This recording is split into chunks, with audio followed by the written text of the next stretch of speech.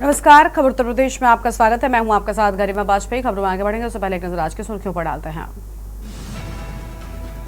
CM योगी का प्रयागराज वाराणसी का दौरा आज। मोहन भागवत से हो सकती है सीएम की मुलाकात। कई कार्यक्रमों में होंगे शामिल। श्री कृष्ण जन्मभूमि और शाही ईदगाह विवाद मामला। इलाहाबाद हाईकोर्ट में आज होगी सुनवाई। हिंदू पक्ष की 18 याचिकाओं पर एक साथ चल रही सुनवाई। रामनवमी से पहले तैयार हो जाएगा राम मंदिर। अयोध्या में 5 शिखरों का प्रतिष्ठा पूजन हुआ। जन्मोत्सव पर 20 लाख श्रद्धालु पहुंचेंगे। अभिषेक प्रकाश पर विजिलेंस ने शुरू की गोपनीय जांच। सीएम ने वसूली के आरोप के बाद जांच के आदेश दिए थे। चल संपत्तियों की जांच का दिया गया आदेश। एलडीए लॉन्च करेगा 3 आवासीय योजना। 5 लाख परिवारों के सपने होंगे पूरे। शासन के बजट से विकसित होंगी योजनाएं। यूपी के 26 जिलों में बारिश और बिजली का अलर्ट। 40 की स्पीड से हवाएं चलेंगी। 3 डिग्री तक लुढ़केगा पारा। लखनऊ वाराणसी में बादल छाए। आप देख रहे हैं के न्यूज, खबरों का साथ। खबरों में आगे बढ़ेंगे उससे पहले सीधा आपको राज्यसभा लेकर चलते हैं, जहां पर वक्फ बिल संशोधन पेश किया जा रहा है।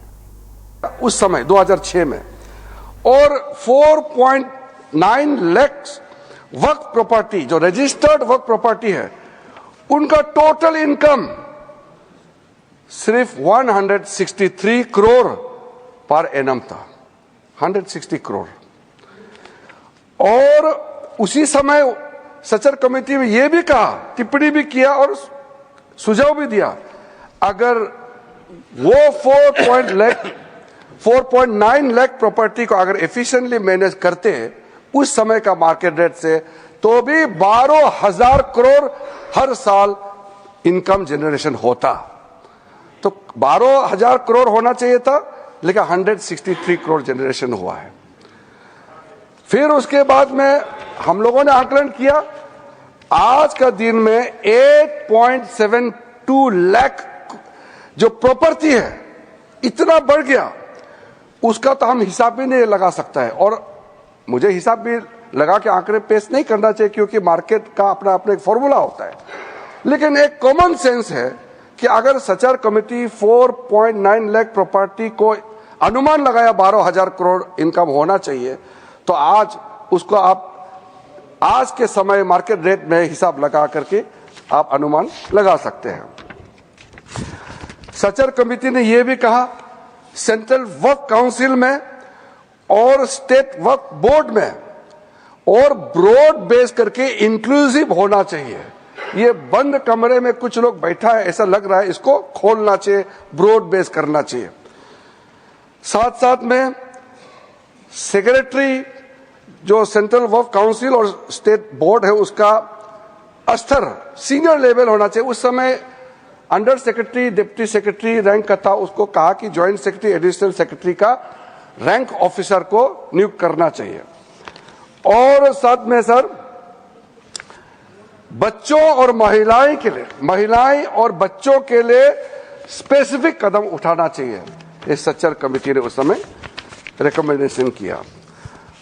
और उसके बाद एक ज्वाइंट पार्लियामेंट्री कमेटी का गठन हुआ, जिसका अध्यक्षता के रहमान खान ने किया। और के रहमान खान जी अल्पसंख्यक मामलों का मंत्री भी रहा है, वरिष्ठ सदस्य थे। उन्होंने फिर पूरे ऑल पार्टी का सदस्य का एक जेपीसी हेड किया। उसमें कई मुद्दे उन्होंने रखे हैं और रेकमेंड किए हैं। मैं मेन वाला को यहां पॉइंट आउट करना चाहता हूं। एक तो उन्होंने पॉइंट आउट किया कि जो इंफ्रास्ट्रक्चर है वक्फ बोर्ड का, वो काफी नहीं है और मैन पावर और फंड बहुत ही मीगर है, कम है, छोटा है, वो काफी नहीं है। दूसरा कहा कि ऐसा लगता है कि सारा जो झंझट है वो मुतावली पे केंद्रित है। मुतावली को कैसे अपॉइंट करना चाहिए, कैसे हटाना चाहिए, सारा विषय वही केंद्रित है। इसको भी पॉइंट आउट किया है।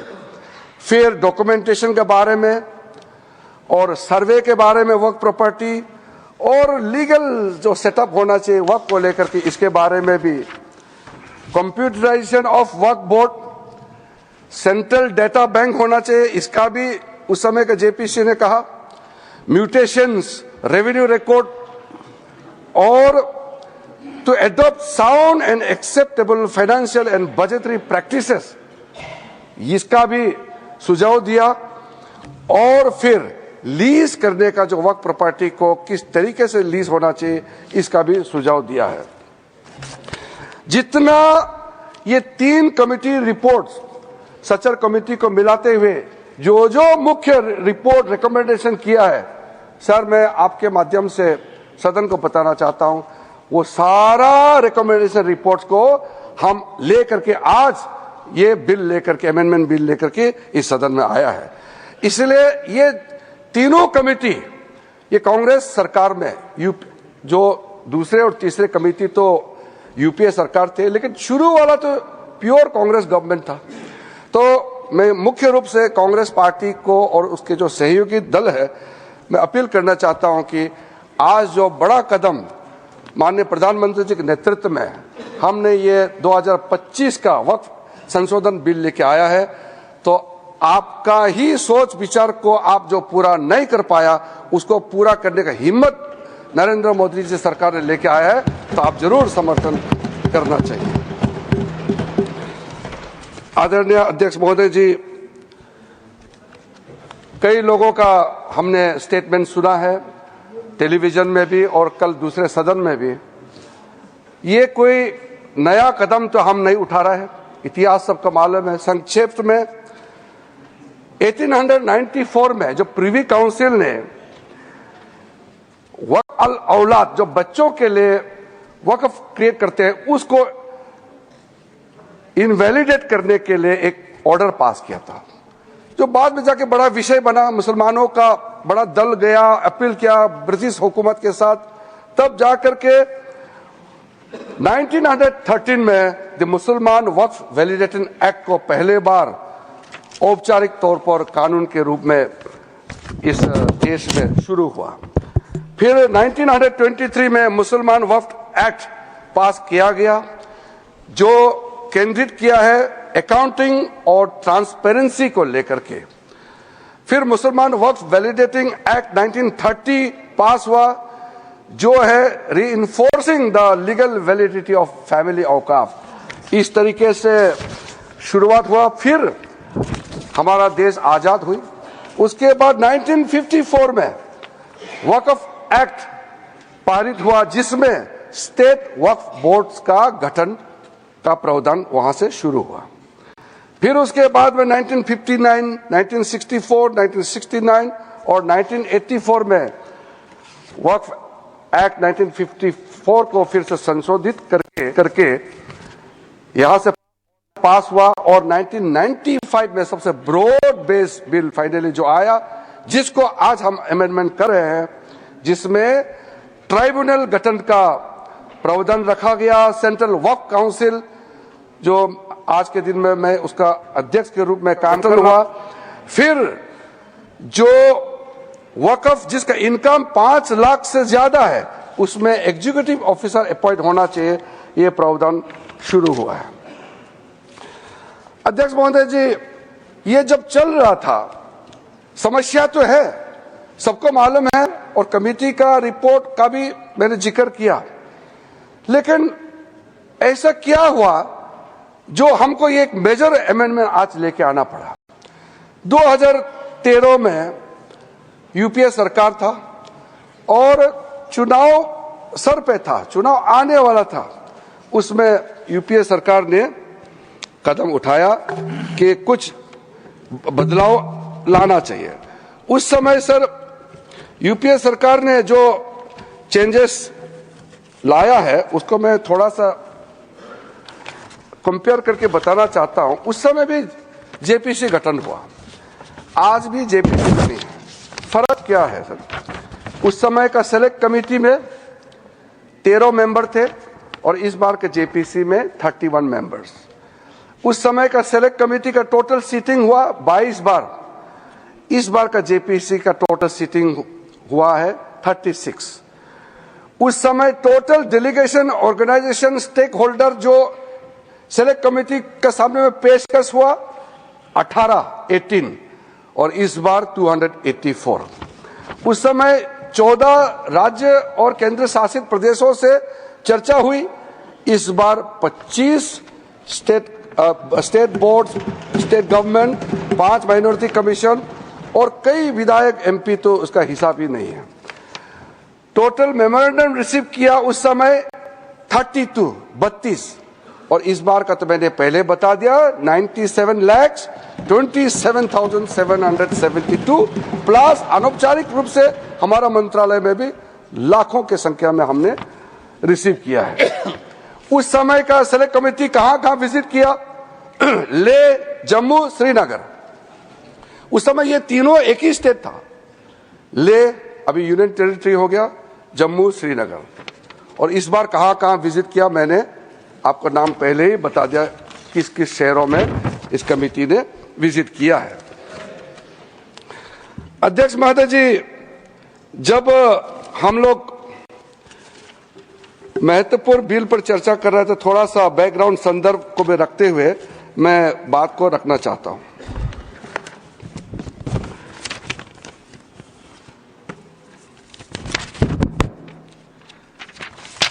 अध्यक्ष महोदय जी, यहां कहा गया है कि हम जो कदम उठा रहे हैं मुसलमानों को नुकसान होगा। कई लोगों ने कहा ये अनकॉन्स्टिट्यूशनल है, गैर कानूनी है और मुसलमानों का हक छीना जा रहा है। अलग अलग तरीके से लोगों ने अपना बात को रखा है। ठीक है, बात रखने का अधिकार है, लेकिन मैं बहुत ही साफ तरीके से ये सारे जो आरोप लगाए हैं उसको मैं खारिज करना चाहता हूं। सर, सबसे पहले ये जो वक्फ प्रॉपर्टी होता है, इसका मैनेजमेंट, इसका क्रिएशन और इसका बेनिफिशियरी ये नॉन मुस्लिम के अलावा कोई और हो, किसी के पास हो ही नहीं सकता है। मुस्लिम के पास ही रहेगा, कोई नॉन मुस्लिम इसमें हस्तक्षेप नहीं कर सकता है। जो वाकिफ होता है वो एक मुसलमान ही होता है और जो औकाफ बन जाता है वो प्रॉपर्टी क्रिएट हो जाता है, उसको मैनेजमेंट कौन करता है? मुतावाली, वो भी मुसलमान ही होना पड़ता है। और किसके लिए वक्फ क्रिएट करता है? 3 पर्पस के लिए।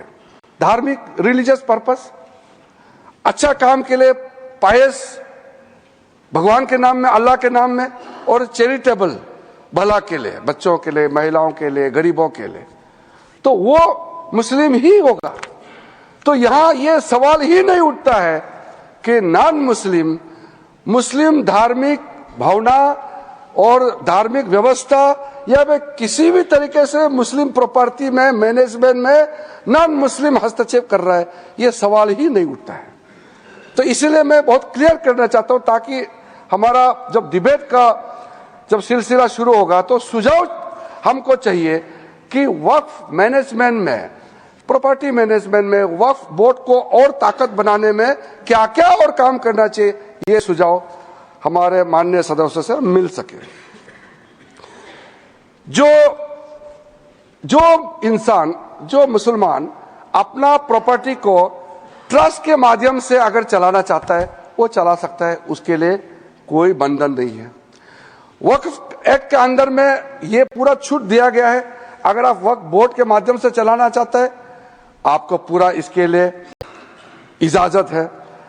तो चैरिटी कमिश्नर जितना ट्रस्ट प्रॉपर्टीज को देखते हैं, निगरानी करते हैं, व्यवस्था को चेक करता है, उसी प्रकार से वक्फ बोर्ड जो है वक्फ प्रॉपर्टी को सही तरीके से चला रहा है कि नहीं, ये निगरानी करने के लिए वक्फ बोर्ड बनाया गया है। वो वक्फ प्रॉपर्टी को चलाने के लिए नहीं है। इसलिए ये बात को हम बहुत ही अच्छे तरीके से अगर समझ लेंगे तो बाद में हमारा चर्चा का स्तर भी वो ज्यादा अच्छा रहेगा। हमने सर जो प्रावधान किया है, बेसिकली ट्रांसपेरेंसी को, अकाउंटेबिलिटी को, एफिशिएंसी को, ये 3 बड़ा पैमाना है। जवाबदेही तो होना चाहिए, क्षमता होना चाहिए, पारदर्शिता होना चाहिए। तो ये 3 जो व्यवस्था है, ये हमारा पूरा एक्सरसाइज जो है इस पे केंद्रित होता है। आर्टिकल 2630 का हवाला देकर के कई बार लोगों ने हमारा खिलाफ, इस बिल का खिलाफ, इस प्रस्तावना के खिलाफ में लोगों ने कहना शुरू किया है। तो मैं आज जरूर इसका जवाब देना चाहता हूं कि हम किसी का धार्मिक भावना को चोट पहुंचाने के लिए नहीं है। एक मुसलमान वक्फ क्रिएट कर सकता है। अब सबसे जो छोटा आप जो क्रिएट करता है फितरा, सबसे छोटा वो हर मुसलमान, गरीब से गरीब मुसलमान भी क्रिएट करता है। ज़कात आप क्रिएट करते हैं, आप देते हैं, दान देते हैं, उसमें कोई किसी को अधिकार ही नहीं है पूछने का कि हिसाब किताब कैसे किया है। ये आपका अंदर का बात है, आपका फेथ है, इसमें हम हस्तक्षेप कैसे कर सकते हैं। इसलिए बिल्कुल ये बात आप बिल्कुल मत बोलिएगा अपना बात रखते समय कि सरकार या कोई गैर मुसलमान के जो कामकाज में उसका तौर तरीके में हस्तक्षेप कर रहा है, ये मत बोलिएगा। वैसे तो कोर्ट केसेस बहुत है, मैंने दूसरे सदन में भी कोर्ट करके बताया, यहां मैं फिर से इसको दोहराना चाहता हूं ताकि कोर्ट ने क्या रूलिंग दिया है वो भी क्लियर हो जाए। सैयद फजल पुकाया तंगाल वर्सेस यूनियन ऑफ इंडिया में केरला हाईकोर्ट ने जो ऑब्जर्वेशन और ऑर्डर पास किया उसमें कहा गया है, high court, the Waqf board is a statutory body, pure and simple, it is not a representative body of the Muslim community. Waqf property है, इसलिए कोर्ट का जजमेंट बहुत साफ हमारे सामने में दिखाई देता है। इलाहाबाद हाईकोर्ट का जजमेंट है, Hafiz Mohammad Zafar Ahmad versus UP central Sunni board of Waqf. क्या कहा गया है उसमें? High court, a mutawalli's right is purely a right of management of the property and is not a proprietary right. The duties of a mutawalli are purely of a secular character, his duties are not of a religious character. इसलिए मुतावालीज को ऊपर में निगरानी रखने के लिए वक्फ board बनाया गया है। Tilkayat Shri Govind Lalji Maharaj versus state of Rajasthan, उसमें कहा गया है, मैं कोट करता हूं, right to manage the properties of the temple is purely a secular matter and can not be regarded as a religious practice. Property का मैनेजमेंट के बारे में इतना क्लियर कोर्ट ने कहा है, कई केसेस है, मैं बहुत कम आपके सामने में साइट कर रहा हूं। अब मैं 2013 के बारे में आपको बताया, अब उसको थोड़ा सा अंदर घुस के आपको बताऊंगा और आपको भी सुन करके लगेगा कि आज कितना जरूरी था आज जो संशोधन बिल लेकर के हम यहां आया है। 2013 में ये जो कमेटी वगैरह जब बनाया, 5 मार्च 2014 में कमेटी 13 में गठन हुआ और पारित हुआ दोनों सदनों में। फिर 2014 5 मार्च को, यानी कि 25 दिन पहले इलेक्शन एकदम नोटिफाई होकर के कोड ऑफ कंडक्ट लगने ही वाला है, तब हानन फानन में उस समय के यूपीए सरकार ने देश का राजधानी दिल्ली के अंदर में सबसे प्राइम प्रॉपर्टी 123 प्राइम प्रॉपर्टी को डी नोटिफाई करके दिल्ली वक्फ बोर्ड को सौंप दिया है।